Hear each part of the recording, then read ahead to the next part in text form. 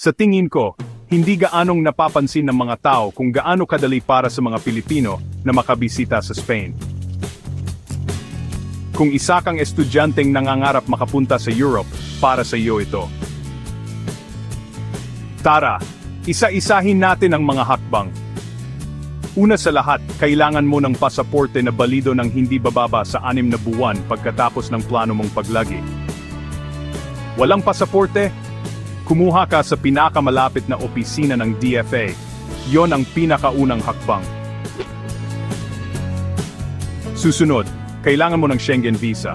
Mukhang nakakatakot yan, pero makinig ka lang.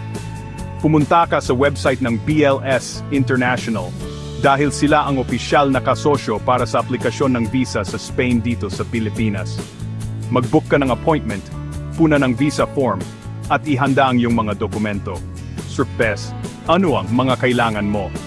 Ang pasaporte mo, 2 bagong ID picture, isang kumpletong aplikasyon ng visa, round-trip flight bookings, hotel reservations, travel insurance na may coverage na hindi bababa sa 30,000 euros, patunay ng kita o suportang pinansyal, at isang cover letter na nagpapaliwanag ng iyong biyahe.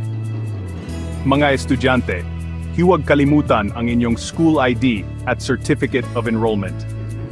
Sa araw ng iyong appointment, isumite ang iyong mga dokumento at magpa-fingerprint. Tapos, maghihintay ka na lang, karaniwan, mga 2 linggo. Habang naghihintay ka, mag-practice ka ng Spanish.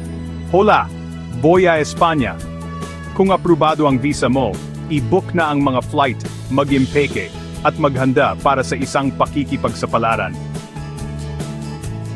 Pero tandaan, sundin ang lahat ng travel rules ng Spain at igalang ang mga lokal na kaugalian. Kaya mapa summer getaway man, study trip, o isang pagbabagong buhay na pakikipagsapalaran, abot kamay ang Spain para sa mga estudyanteng Pilipino.